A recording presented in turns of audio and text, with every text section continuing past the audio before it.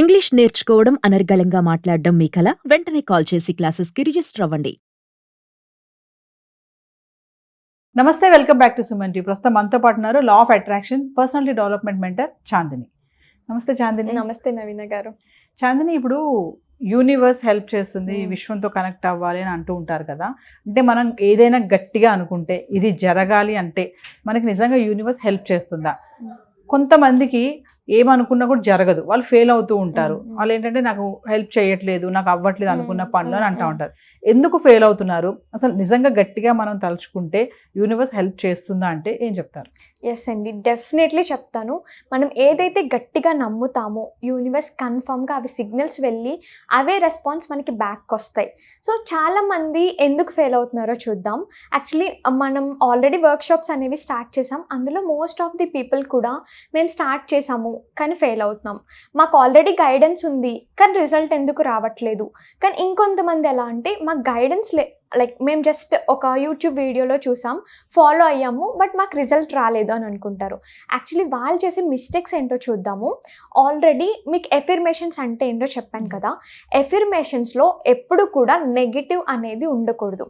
ఇప్పుడు for example మీకు confidence లేదు అనుకోండి, ఎఫర్మేషన్లో I'll be not scared, I'll not scare అంటారు. విల్ నాట్ అనేది నాట్ అనేది ఉండకూడదు. అక్కడే మనకి నెగిటివ్ వైబ్రేషన్. నాట్ అన్నా లేదా ఫ్యూచర్లో జరిగేదానికి మనకి ఇప్పుడు ఎమోషనల్ అటాచ్మెంట్ అనేది ఉండదు. సో అక్కడే వాళ్ళు ఆ నెగిటివిటీని చూస్తున్నారు. అలా కాకుండా I'll be not scared, I'm not scared కాకుండా ఐఎమ్ సో కాన్ఫిడెంట్, అలాగా ఎఫర్మేషన్స్ ఫామ్ చేసుకోవాలి. అండ్ సెకండ్ వన్ వచ్చేసరికి వాళ్ళు జస్ట్ వర్డ్స్ చెప్తున్నారండి, ఐఎమ్ కాన్ఫిడెంట్ అంటున్నారు, కానీ వాళ్ళు చేసే పనులు మాత్రం, వాళ్ళ యాక్షన్స్ మాత్రం రిలేటెడ్గా ఉండవు.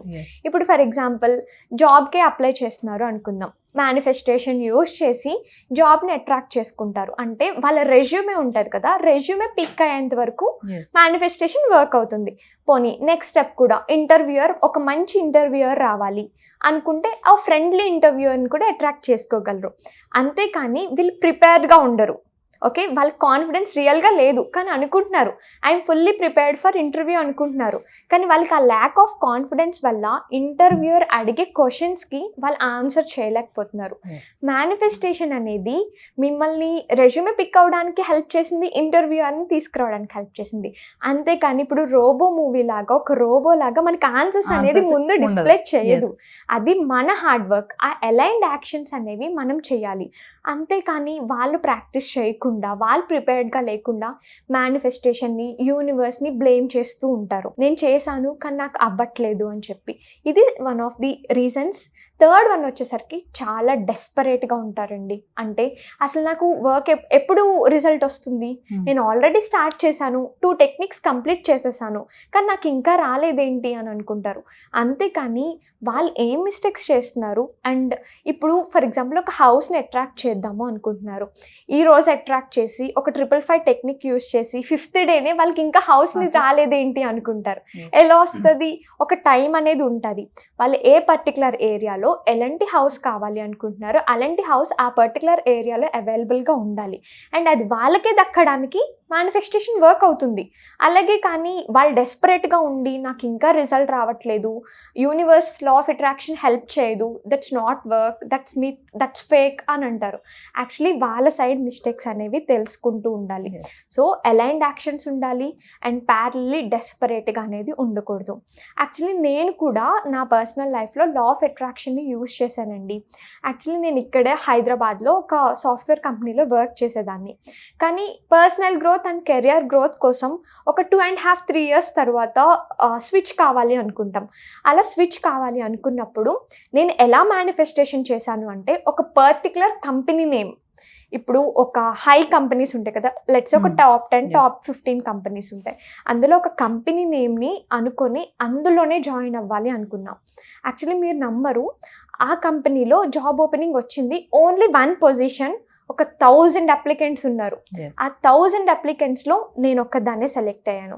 సో ఇక్కడ గట్టిగా అనుకున్నానండి. గట్టిగా అనుకుని నేను వదిలేయలేదు. అలైన్డ్ యాక్షన్స్ కూడా చేశాను. అలా అలైన్డ్ యాక్షన్స్ చేయడానికి ఒక 45 days ఛాలెంజ్ అనేది తీసుకున్నాను. అంటే బీటెక్ వరకు కూడా మనం చాలా కాన్ఫిడెంట్గా ఇంకా ఎక్కువ డీవియేట్ అవ్వకుండా కాన్సన్ట్రేషన్ మొత్తం స్టడీస్ మీదే ఉంటుంది. అదే వన్స్ మనం జాబ్లోకి వెళ్ళిన తర్వాత ఒక లేజీ ఫేజ్లోకి వెళ్ళిపోతాం. మనం ఇప్పటి వరకు కష్టపడింది జాబ్ కోసమే కదా, జాబ్ వచ్చింది, ఓకే ఇప్పుడు రిలాక్స్ అవుదాం అనుకుంటాం.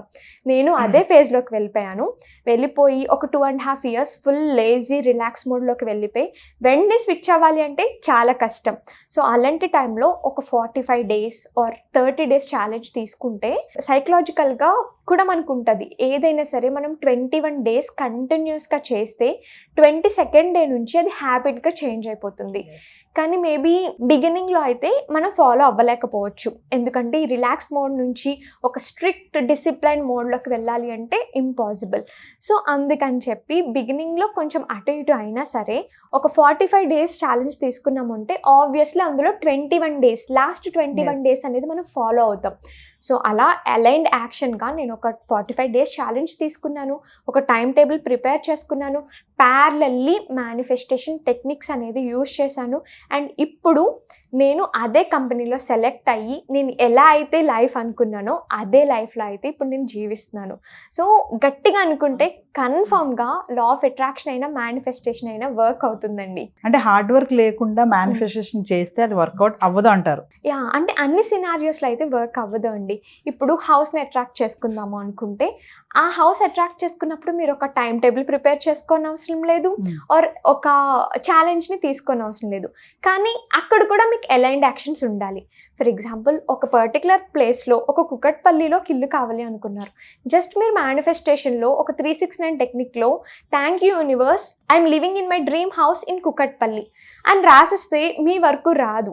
యాక్చువల్లీ అక్కడ ఉన్న వాళ్ళకి మీరు కాల్ చేయాలి, ఏమైనా హౌసెస్ అక్కడ ఏమైనా అవైలబుల్గా ఉన్నాయా, వర్కౌట్ చేయాలి అండ్ మొబైల్లో చూస్తూ ఉండాలి. అలా మీ సైడ్ నుంచి అలైన్డ్ యాక్షన్స్ ఉంటేనే మేనిఫెస్టేషన్ అనేది వర్కౌట్ అవుతుందండి. థ్యాంక్ యూ అండి.